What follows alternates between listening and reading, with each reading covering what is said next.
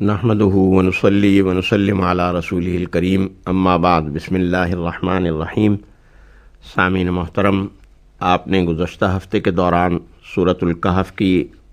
آیت مبارکہ نمبر 19 سے آیت مبارکہ نمبر 59 تک کے یعنی کل 41 آیات مبارکہ کے تفصیلی مضامین سماعت فرمائے۔ آج ان مضامین کا خلاصہ آپ کی خدمت میں پیش کیا جائے گا۔ سورۃ الکہف کی ان ابتدائی آیات میں اصحاب کہف کا واقعہ بیان کیا گیا، اور اصحاب کہف کے اس واقعے کو بیان کرتے ہوئے جن آیات سے ہماری نشستوں کا آغاز ہوا تھا، ان آیات میں حق تعالی جل شانہ نے یہ بات بیان فرمائی کہ اللہ تعالیٰ نے انہیں جس طرح سے ایک عجیب و غریب اور معمول سے ہٹ کر طویل نیند سلایا تھا، اسی طرح ایک عجیب و غریب انداز سے انہیں اٹھا بھی دیا گیا کہ انہیں یہ محسوس نہیں ہو رہا تھا کہ ہم اتنے سینکڑوں برس جو ہیں وہ سوتے رہے ہیں۔ اس اعتبار سے وہ یہی سمجھتے رہے کہ ہم شاید ایک دن یا ایک دن کا کچھ حصہ سوئے ہیں۔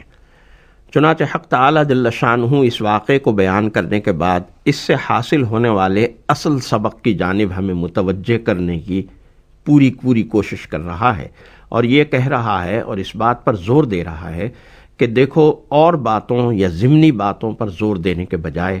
اور اس بحث میں الجھنے کے بجائے کہ وہ کتنے سال سوئے رہے، وہ غار کس جگہ پر واقع ہے، یہ کس زمانے کا واقعہ ہے، وہ لوگ کتنے تھے، ان کی تعداد کیا تھی، ان بحثوں میں پڑھنے کے بجائے اس اصل سبق کی طرف توجہ دو کہ جو اصل سبق اللہ تعالیٰ اس واقعے سے انسانیت کو دینا چاہتا ہے۔ اور وہ اصل سبق کیا ہے کہ ان وعد اللہ حق وان الساعۃ لا ریب فیہا، کہ اللہ کا وعدہ بالکل برحق اور سچا ہے، اور یہ کہ قیامت کے آنے میں اور قیامت کے واقع ہونے میں اب کوئی شک اور کوئی شبہ نہیں رہنا چاہیے۔ اب یہاں کوئی جھگڑا، کوئی اس طرح کی مخالفت، کوئی اختلاف قیامت کے واقع ہونے کے حوالے سے نہیں ہونی چاہیے۔ یہ ہے اصل سبق جو اس واقعے سے ہمیں دیا جا رہا ہے۔ چنانچہ اس ضمن میں ایک اور بات ضمناً ارشاد فرمائی گئی کہ رسول اللہ صلی اللہ علیہ وسلم سے جب یہ سوالات کیے گئے تو آپ نے کہا کہ میں کل جواب دوں گا، اور کل تک وحی نہیں آئی، تو آپ کو انتظار تھا وحی کا۔ کئی دن گزر گئے تو اس پر یہ ہدایت مبارکہ نازل ہوئی کہ وَلَا تَقُولَنَّ لِشَيْءٍ إِنِّي فَاعِلٌ ذَلِكَ غَدًا إِلَّا أَن يَشَاءَ اللَّهُ۔ امت کے لیے یہ ہدایت، بنی نوع انسان کے لیے یہ ہدایت قیامت تک کے لیے دے دی گئی کہ جب کوئی بات مستقبل کے حوالے سے کہو کہ فلاں کام کروں گا تو انشاءاللہ ضرور کہو۔ اگر بھول جاؤ، بھولنے کی بیماری ہو جائے تو اللہ کا ذکر کثرت سے کرو، اللہ تمہارے ذہن و دماغ کو اور تمہارے حافظے کو تیز کر دے گا۔ چنانچہ حق تعالی جل شانہ نے اس بات کو بیان کرتے ہوئے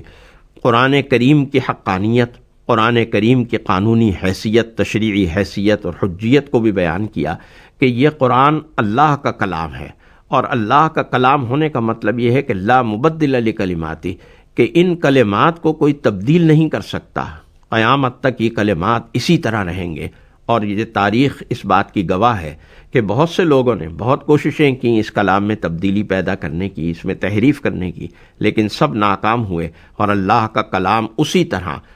طرح انہی حروف کے ساتھ، انہی الفاظ کے ساتھ، انہی زیر زبر پیش کے ساتھ آج بھی موجود ہے، حتیٰ کہ اس کو پڑھنے کا وہی طریقہ آج بھی مروج ہے کہ جس طریقے پر نبی کریم صلی اللہ علیہ وسلم نے صحابہ کو یہ قرآن پڑھنا سکھایا تھا، اور وہ طریقہ تھا کہ جس طریقے پر جبریل امین نے اللہ کی ہدایات کی روشنی میں قرآن کریم آپ پر نازل کیا تھا اور آپ کے سامنے تلاوت کیا تھا۔ اس بات کو بیان کرتے ہوئے حق تعالی جل شانہ نے دو دوستوں کی مثال بھی پیش کی کہ ایک قیامت کا منکر تھا اور یہ کہتا تھا کہ ما اظن الساعۃ قائمۃ، میرا نہیں خیال کہ قیامت کبھی آئے گی، اور اگر بالفرض آئے بھی اور میں اپنے رب کے پاس گیا بھی تو خیر منہا منقلبا، تو مجھے اس سے بہتر ٹھکانہ ملے گا وہاں۔ یہ بات وہ کرتا تھا، لیکن اس کا ساتھی اسے تلقین اور نصیحت کرتا تھا کہ دیکھو، اللہ کو یاد رکھو، اللہ نے تمہیں اتنے انعامات سے نوازا ہے، اس کا شکر ادا کرو۔ لیکن وہ ناشکری پر قائم رہا، اللہ نے اس کے سارے مال و دولت کو ہلاک کر دیا، برباد کر دیا، اور وہ ہاتھ ملتا رہ گیا، اور پھر اسے حسرت اور ندامت اور شرمندگی ہوئی، اور اس نے کہا کہ یا لیتنی لم اشرک بربی احدا، کاش میں اپنے پروردگار کے ساتھ کسی کو شریک نہ ٹھہراتا۔ گویا یہ سبق دے دیا گیا کہ اللہ تعالیٰ دنیا میں انعامات دیتا ہے، دنیا میں مال و دولت بھی دیتا ہے، دنیا میں انسان کو اللہ تعالیٰ ذہن و دماغ اور ذہنی اور علمی اور تحقیقی صلاحیتیں بھی دیتا ہے، لیکن یہ سب کچھ اللہ کی عطا ہوتا ہے، اور اسے ہمیشہ اللہ کی عطا ہی سمجھنا چاہیے، اللہ ہی کی طرف سے ایک عطا سمجھنی چاہیے۔ اس پر کبھی غرور و تکبر کے اندر، کبھی گھمنڈ اور اطراحت کے اندر مبتلا نہیں ہونا چاہیے۔ جب انسان کسی بھی چیز پر غرور و تکبر اور گھمنڈ میں اور اطراحت میں مبتلا ہوگا، اسے اپنی کاوشیں اور اپنی مساعی کا نتیجہ سمجھے گا، اللہ تعالیٰ کی طرف سے اسے سزا دی جائے گی اور وہ اس دولت سے، اس نعمت سے محروم کر دیا جائے گا۔ اللہ تعالیٰ ہمیں محفوظ رکھے۔ چنانچہ اسی بات کو بیان کرتے ہوئے حق تعالیٰ جل شانہ یہ فرماتے ہیں کہ دیکھو، ایک بات یاد رکھنا کہ ہر برائی کا جو سرچشمہ ہوتا ہے وہ غرور و تکبر کی صفت ہوتی ہے۔ جب انسان غرور و تکبر کی صفت میں مبتلا ہو جاتا ہے تو پھر وہ کسی نافرمانی سے بچنا اس کے لیے ممکن نہیں رہتا،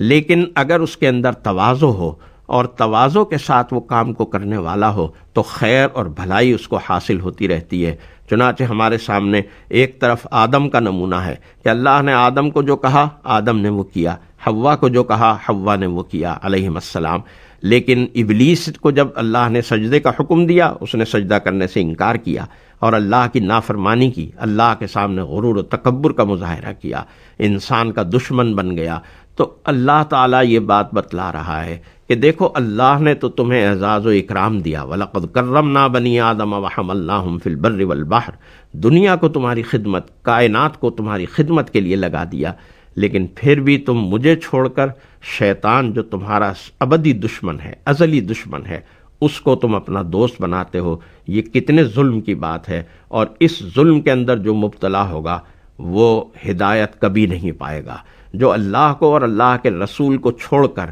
اپنی دوستی شیطان اور اس کی ذریت سے نبھائے گا اور باندھ لے گا، وہ ہدایت سے محروم کر دیا جائے گا، اور جب ہدایت سے وہ محروم ہوگا تو یہ بات یاد رکھنا کہ اللہ تعالیٰ نے کتنی ہی بستیاں تھیں جو اسی طرح کے ظلم و ستم کی وجہ سے، نبی کی نافرمانی کی وجہ سے، نبی کی شان میں گستاخی کرنے کی وجہ سے ہلاک کر دیں۔ ایسا نہ ہو کہ تمہیں بھی اسی گستاخی اور اسی نافرمانی کی وجہ سے ہلاک اور تباہ و برباد کر دیا جائے، جس کا نتیجہ یہ ہوتا ہے کہ انسان اس دنیا کی نعمتوں سے بھی محروم ہو جاتا ہے، اور آخرت میں بھی مایوسی کے سوا اور حسرت اور ندامت کے سوا اس کے کچھ ہاتھ نہیں آتا۔ اللہ تعالی ہمیں ہدایت اور ایمان و تقوی کے راستے پر چلنے، نبی کریم صلی اللہ علیہ وسلم کی صحیح معنوں میں اتباع اور پیروی کرنے کی ہمت اور توفیق سے نوازتا رہے۔ وآخر دعوانا ان الحمدللہ رب العالمین۔